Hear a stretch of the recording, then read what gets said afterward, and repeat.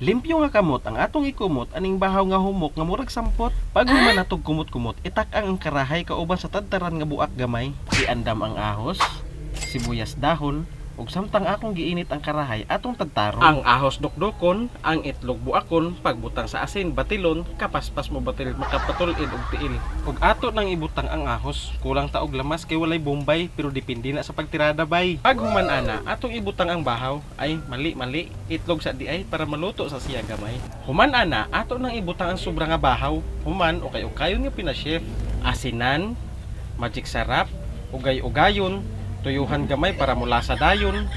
Human na itong ugay-ugay, ibutang ang sibuyas dahon. Human, ugay-ugay na sad. Kombohan na ito gamay.